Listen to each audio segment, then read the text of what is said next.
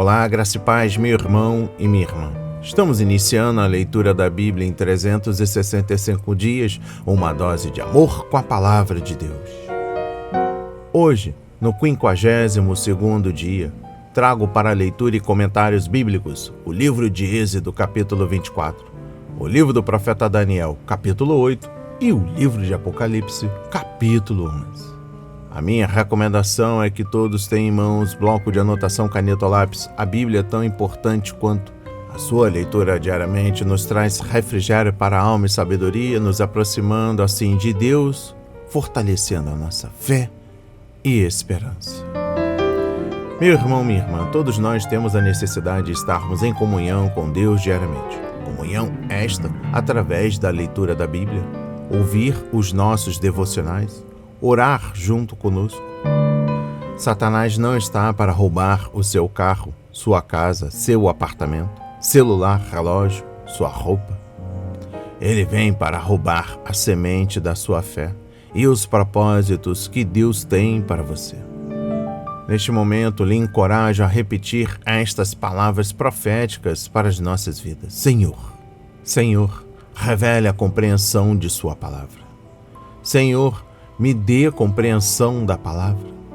Estamos vivendo dias em que cada um tem a sua verdade e hoje estamos procurando a verdadeira verdade na sua palavra, na Bíblia. Precisamos usar todos os recursos que o Senhor tem nos dado, incentivando as pessoas em nosso redor a lerem a Bíblia, a nossa comunidade, em nossos locais de trabalho. Precisamos estudar. Precisamos orar. A Bíblia Sagrada nos faz gerar a fé, nos faz ter o alimento, a cura, a restauração. Senhor, me dê compreensão da sua palavra no dia de hoje e sempre. Em nome de Jesus. Amém. E graças a Deus. Se desconecte de tudo e permita que a palavra do Senhor adentre em vossos corações.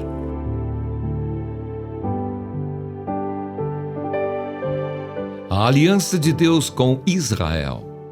Deus disse a Moisés: subam para junto do Senhor, você, Arão, Nadab, Abiú e 70 dos anciãos de Israel, e adorem de longe.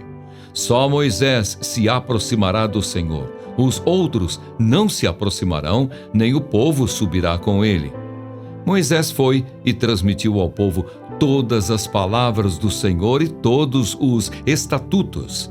Então todo o povo respondeu a uma voz e disse: tudo o que o Senhor falou, nós faremos. Moisés escreveu todas as palavras do Senhor e, tendo-se levantado de manhã cedo, edificou um altar ao pé do monte e ergueu 12 colunas, segundo as 12 tribos de Israel. E enviou alguns jovens dos filhos de Israel, os quais ofereceram ao Senhor holocaustos e sacrifícios pacíficos de novilhos. Moisés pegou a metade do sangue e o pôs em bacias, e a outra metade aspergiu sobre o altar. Depois pegou o livro da aliança e o leu para o povo, e eles disseram: tudo o que o Senhor falou nós faremos e obedeceremos. Então Moisés pegou aquele sangue e o aspergiu sobre o povo e disse: eis aqui o sangue da aliança que o Senhor fez com vocês, de acordo com todas estas palavras. Moisés, Arão, Nadab, Abiú e 70 dos anciãos de Israel subiram o monte e viram o Deus de Israel, sob cujos pés havia como que uma pavimentação de pedra de safira, que se parecia com o céu na sua claridade. Deus não estendeu a mão contra os escolhidos dos filhos de Israel. Eles viram Deus, comeram e beberam. Moisés e os anciãos sobem o monte outra vez. Então o Senhor disse a Moisés: suba para junto de mim no monte e fique lá. Darei a você tábuas de pedra, a lei e os mandamentos que escrevi, para que você ensine o povo. Moisés se aprontou, juntamente com Josué, seu auxiliar, e subiu o monte de Deus. Ele disse aos anciãos: esperem aqui até que voltemos para junto de vocês. Eis que Arão e Hur ficam com vocês. Quem tiver alguma questão deve se dirigir a eles. Tendo Moisés subido, uma nuvem cobriu o monte, e a glória do Senhor pousou sobre o monte Sinai, e a nuvem o cobriu durante 6 dias. No 7º dia, do meio da nuvem, o Senhor chamou Moisés. Aos olhos dos israelitas, o aspecto da glória do Senhor era como um fogo consumidor no alto do monte. E Moisés, entrando pelo meio da nuvem, subiu o monte. E lá permaneceu 40 dias e 40 noites.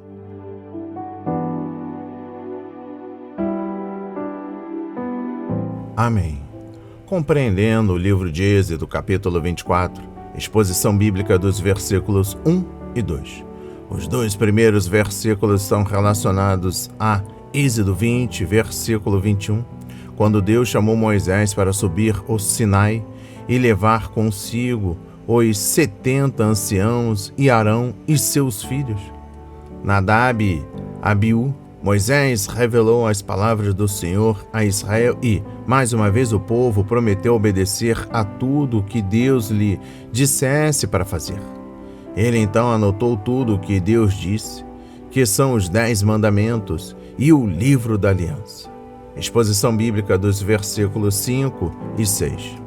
Seria preciso mais do que promessas para ratificar o livro da aliança, e Moisés cuidou disso na manhã seguinte. Ele construiu um altar ao Senhor e, em seguida, ergueu 12 colunas de pedra para representar as 12 tribos de Israel. Os jovens separados para servir como sacerdotes ofereceram sacrifícios ao Senhor, porque era necessário selar a aliança com sangue. Parte do sangue foi aspergida sobre o altar, o que significa que Deus havia perdoado os pecados de seu povo. Moisés pegou o restante do sangue das tigelas e aspergiu sobre o livro e o povo, confirmando assim a aliança. Israel teve de perceber sua responsabilidade de obedecer às leis do Senhor. A aliança agora estava confirmada pelo sangue, e Deus exigiria que eles cumprissem suas promessas. Afinal, eles esperavam que Deus cumprisse as dele. Exposição bíblica dos versículos 9 a 18. A promessa do Senhor em Êxodo 6, versículos 6 e 8, agora estava prestes a entrar em sua terceira fase. Deus havia redimido seu povo, capítulo 1 a 18, e o trazido para si mesmo, capítulos 19 a 24. Agora ele estava prestes a vir habitar no meio deles e ser seu Deus, capítulos 25 a 40. A última sessão do Êxodo se concentrará no projeto, construção e consagração do tabernáculo, construindo um trecho rico em verdades espirituais e lições práticas. Adorar a Deus é o maior privilégio e a maior responsabilidade da vida cristã, porque Deus é o maior ser do universo e aquele a quem devemos um dia prestar contas. Tudo o que somos e fazemos flui de nosso relacionamento com o Senhor. Deus nos criou à sua imagem para que pudéssemos amá-lo e ter comunhão com Ele. Não porque sejamos obrigados a fazer isso, mas porque o queremos. O Senhor está procurando pessoas que o adorem em espírito e em verdade. João 4, versículos 23 a 24. E eu encerro a leitura no capítulo 24, compreendendo o versículo 10. Quando as Escrituras dizem que os 74 homens viriam o Deus de Israel, isso não significa que contemplaram o Todo-Poderoso em seu ser essencial, pois isso não é possível. Conforme o livro do apóstolo João, capítulo 1, versículo 18. Eles viram parte da glória de Deus, talvez tenha contemplado o trono do Altíssimo sobre o pavimento de safira, mas o Deus invisível se ocultou deles. Após essa visão de Deus, eles dividiram uma refeição de confraternização que culminou na confirmação da aliança. O ato de comer juntos era um sinal de amizade e acordo. Deus é glorioso, grande e exaltado, mas ele também é condescendente a ponto de ter comunhão conosco.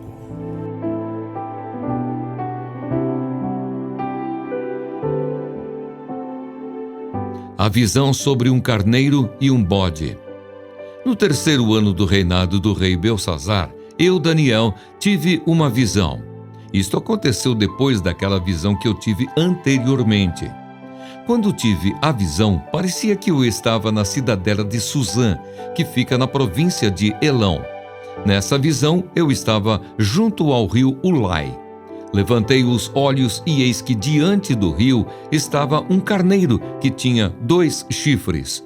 Os 2 chifres eram compridos, mas um era mais comprido do que o outro, e o mais comprido apareceu por último. Vi que o carneiro dava chifradas para o oeste, para o norte e para o sul, e nenhum animal podia resistir a ele, nem havia quem pudesse livrar-se do seu poder. Ele fazia o que bem queria e assim se engrandeceu cada vez mais. Enquanto eu procurava entender isso, eis que um bode vinha do oeste, percorrendo toda a terra, mas sem tocar no chão. Esse bode tinha um chifre bem visível entre os olhos. Fui na direção do carneiro que tinha os 2 chifres que eu tinha visto diante do rio, e correu contra ele com todo o seu furioso poder. Eu vi quando o bode chegou perto do carneiro e, enfurecido contra ele, o atacou e lhe quebrou os 2 chifres. O carneiro não tinha força para resistir ao bode. O bode jogou o carneiro no chão e o pisou com os pés, e não houve quem pudesse livrar o carneiro do poder do bode. O bode se engrandeceu cada vez mais, porém quando estava no auge do seu poder, o seu grande chifre foi quebrado, e em seu lugar saíram 4 chifres bem visíveis que cresceram na direção dos 4 ventos do céu. De um deles saiu um chifre pequeno, que se engrandeceu na direção do sul, do leste e da terra gloriosa. Ele se engrandeceu tanto que alcançou o exército dos céus. Lançou por terra alguns desse exército e das estrelas e os pisou com os pés. Ele se engrandeceu tanto que chegou a desafiar o príncipe desse exército. Tirou dele o sacrifício diário e destruiu o lugar do seu santuário. O exército lhe foi entregue com o sacrifício diário por causa das transgressões.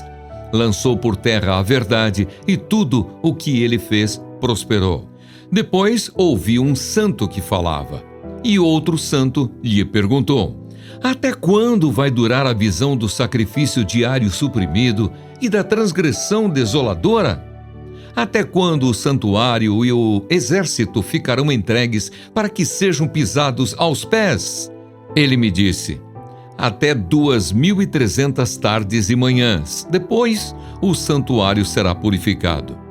Depois que tive a visão, eu, Daniel, procurei entendê-la. Foi quando se apresentou diante de mim um ser que tinha a aparência de homem, e ouvi uma voz de homem que vinha das margens do rio Ulai e que gritou assim: Gabriel, explique a visão a esse homem. Ele veio para perto de onde eu estava. Quando chegou, fiquei com muito medo e caí com o rosto em terra. Mas ele me disse: Filho do homem, você precisa entender que esta visão se refere ao tempo do fim. Ele ainda falava comigo quando caí sem sentidos, com o rosto em terra. Ele, porém, me tocou, me pôs em pé e disse: Eis que vou lhe contar o que há de acontecer no último tempo da ira, porque esta visão se refere ao tempo determinado do fim. Aquele carneiro com 2 chifres que você viu são os reis da Média e da Pérsia. O bode peludo é o rei da Grécia, e o chifre grande entre os olhos é o primeiro rei. O fato de o chifre ter sido quebrado, levantando-se 4 chifres em lugar dele, significa que 4 reinos se levantarão deste povo, mas não com força igual à que ele tinha. Quando se aproximar o fim desses reinos e as transgressões tiverem chegado ao máximo, surgirá um rei cruel e mestre em intrigas. Grande será o seu poder, mas não por sua própria força. Causará destruições terríveis e prosperará naquilo que fizer. Destruirá os poderosos e o povo santo. Por sua astúcia fará prosperar o engano. No seu coração ele se engrandecerá e destruirá muitos que vivem despreocupadamente. Ele se levantará contra o príncipe dos príncipes, mas será destruído sem intervenção humana. A visão das tardes e das manhãs que lhe foi dada é verdadeira, mas guarde a visão em segredo, porque se refere a dias ainda bem distantes. Eu, Daniel, enfraqueci e fiquei doente durante vários dias. Depois me levantei e tratei dos negócios do rei. Fiquei espantado com a visão, e não havia quem a entendesse.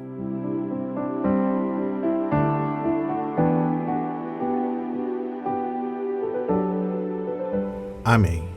Compreendendo o livro do profeta Daniel, capítulo 8, trago a exposição bíblica dos versículos 1 e 2. Susã era uma cidade a pouco mais de 300 quilômetros a sudoeste da Babilônia e, naquela época, não era muito importante para os babilônios. Por fim, ela se tornou a capital do Império Persa. O rio Iulai provavelmente era um canal que passava por Susã. Exposição bíblica dos versículos 3 e 4, compreendendo também o versículo 20. O carneiro refere-se ao homem que conquistou a Babilônia. Séculos antes de Ciro aparecer em cena, o profeta Isaías mencionou aquele governante por nome e até o chamou de pastor de Deus. Conforme Isaías 41, versículos 2 a 25, capítulo 44, versículos 28 a 45 e capítulo 4. O Senhor escolheu Ciro para derrotar os babilônios e permitir que os judeus voltassem à sua terra. Assim como a Babilônia foi identificada como o leão e a águia, a Pérsia foi associada à figura do carneiro. Os dois chifres simbolizaram os medos e os persas, sendo os últimos mais longos, mais fortes dos dois. Exposição bíblica dos versículos 5 a 19. Na primeira parte do livro, vemos que Daniel, explicando e interpretando os sonhos e as visões dos outros. Aqui, no entanto, ele teve de perguntar a um anjo o significado do carneiro derrotando um bode e o chifre pequeno se tornando um poderoso reino. A voz que controlava Gabriel talvez fosse a do Senhor. O nome Gabriel significa homem de Deus e o anjo explicou a Daniel a visão dada no capítulo 8, assim como a visão sobre as 70 semanas, capítulo 9, versículos 21 a 22. Exposição bíblica dos versículos 5 a 8. Daniel viu a Grécia como um bode bravo, que corre com tanta rapidez que seus pés nem tocam o chão. O grande chifre saliente representa Alexandre, o Grande, que conduziu os exércitos gregos de vitória em vitória, estendendo seu império além do que Ciro havia feito com o exército persa. Mas o chifre foi quebrado, pois Alexandre morreu na Babilônia em junho de 323 a.C., aos 33 anos, e seu vasto reino foi dividido entre 4 de seus líderes, simbolizados pelos 2 pares de chifres que cresceram. Exposição bíblica dos versículos 9 a 14. Como já vimos após a morte de Alexandre, o Grande, o chifre enorme, do versículo 5, seu império foi dividido em 4 partes, com 4 de seus oficiais assumindo o controle. Versículo 8. De um desses chifres apareceu o chifre pequeno, que se tornaria um grande líder. Esse chifre se refere a Antíoco Epifânio, governador da Síria, de 175 a 163 a.C., conhecido como um dos tiranos mais cruéis da história. Antíoco começou timidamente, mas aos poucos acumulou poder enquanto se exaltava e tratava sem piedade o povo judeu. Ele atacou os judeus na terra magnífica deles e pôs fim às suas práticas religiosas. Chegou até se dizer um deus. Exposição bíblica dos versículos 17 e 18. Quando Gabriel se aproximou de Daniel, o profeta ficou muito assustado, desmaiou e caiu em sono profundo. Gabriel chamou-o de Filho do Homem, que é um título messiânico, Daniel 7, versículo 13. Mas aqui o título foi usado para enfatizar a fraqueza e a humanidade do profeta.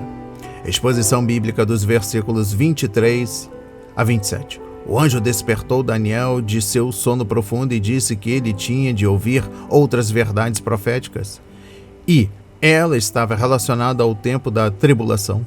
Os profetas do Antigo Testamento chamavam esse período de tempo de angústia para Jacó e o dia do Senhor, período em que a ira de Deus seria derramada sobre o mundo ímpio. Compreendendo o versículo 25, o príncipe dos príncipes é Jesus, que também é o Deus dos deuses e Rei dos reis. O anticristo iria se opor ao Filho de Deus e tentar ocupar seu lugar. Mas, no final, Jesus Cristo vence o anticristo e o precipita, junto com o seu falso profeta e Satanás, no lago de fogo. Apocalipse 20, versículos 1 a 3. E finalizando a compreensão no livro do profeta Daniel, capítulo 8, compreendendo o versículo 27, Daniel é um bom exemplo para quem estuda a profecia a seguir. Ele pediu a explicação a Deus, versículo 15, e permitiu que o Senhor o instruísse. Contudo, sua investigação do programa profético de Deus não tinha nada a ver com satisfazer uma curiosidade ou tentar parecer mais bem informado diante dos outros. Ele estava preocupado com o seu povo e com a obra que este tinha de fazer na terra.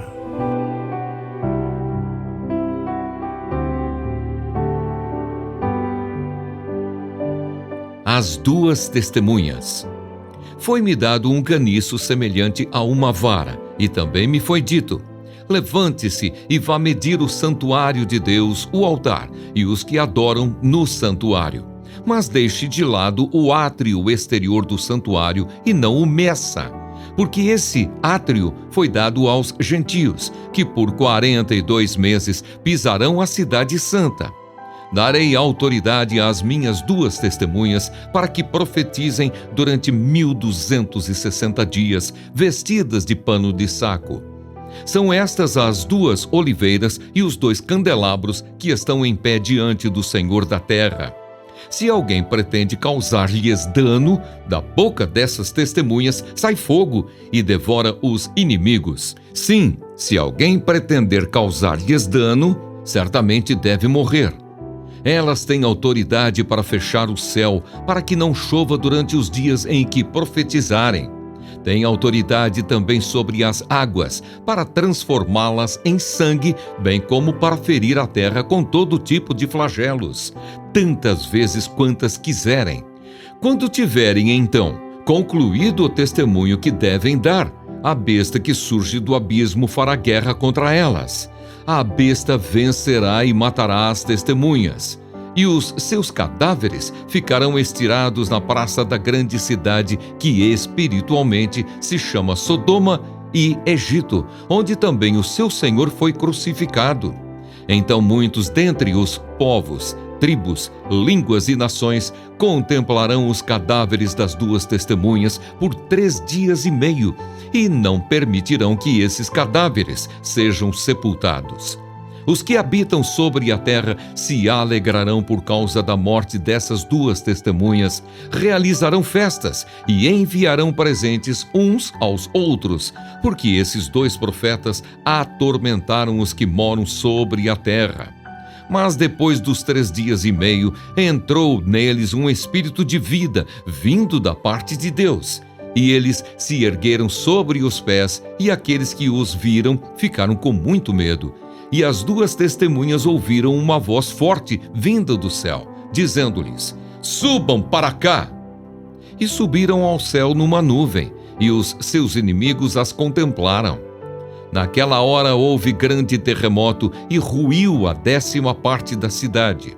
Nesse terremoto morreram 7.000 pessoas.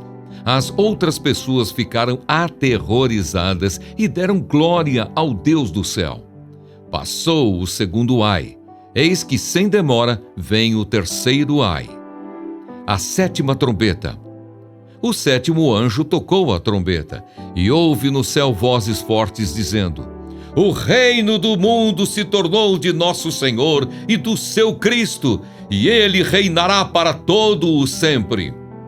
E os 24 anciãos que estavam sentados no seu trono diante de Deus prostraram-se sobre o seu rosto e adoraram a Deus, dizendo: Graças te damos, Senhor Deus Todo-Poderoso, que és e que eras, porque assumiste o teu grande poder e passaste a reinar. Na verdade, as nações se enfureceram, chegou, porém, a tua ira e o tempo determinado para serem julgados os mortos, para se dar o galardão aos teus servos, os profetas, aos santos e aos que temem o teu nome, tanto aos pequenos como aos grandes, e para destruíres os que destroem a terra. Abriu-se então o santuário de Deus, que se acha no céu, e foi vista a arca da sua aliança no seu santuário. E sobrevieram relâmpagos, vozes, trovões, terremoto e forte chuva de granizo. Amém. Compreendendo o capítulo 11 do livro do Apocalipse, exposição bíblica dos versículos 1 a 6. O local é Jerusalém e o tempo é a primeira metade da tribulação. Israel está adorando novamente em seu templo restaurado, construído sob a proteção do anticristo, cujo verdadeiro caráter ainda não foi revelado.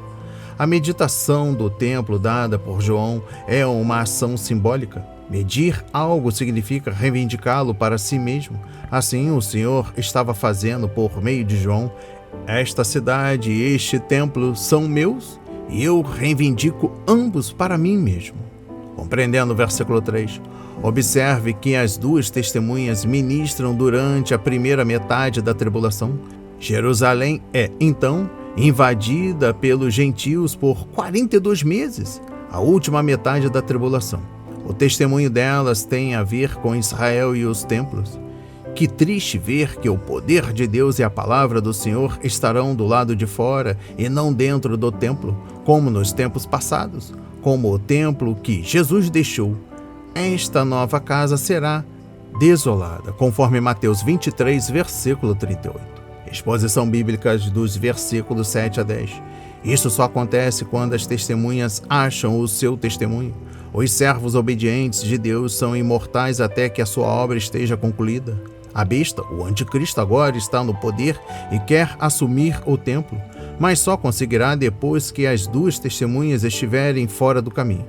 Deus permitirá que a besta as mate, pois ninguém poderá declarar guerra a ela e vencer.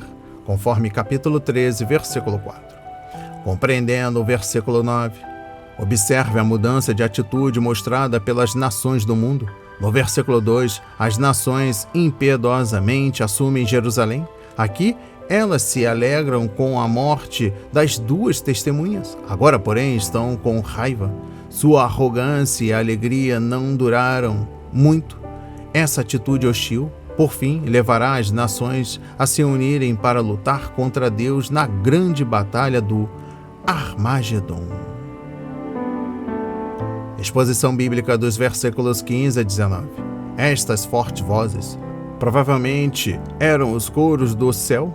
O grande anúncio é de que o reino deste mundo pertence a Jesus Cristo. Sem dúvida, Cristo só reivindica seus direitos reais depois de retornar, mas a vitória já foi conquistada. Hoje, ele governa um reino espiritual, mas naquele dia futuro, ele reinará sobre as nações do mundo e governará com uma vara de ferro.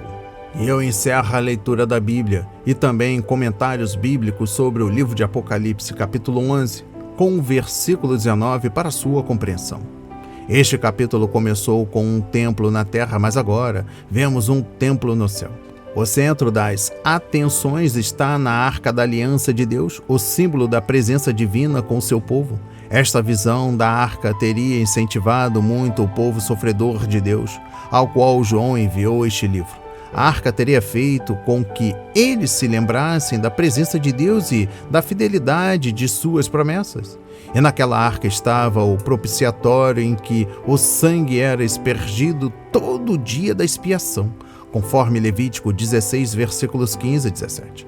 Mesmo com ira, Deus se lembra de sua misericórdia. Abacuque 3, versículo 2. Receba essas palavras em nome de Jesus.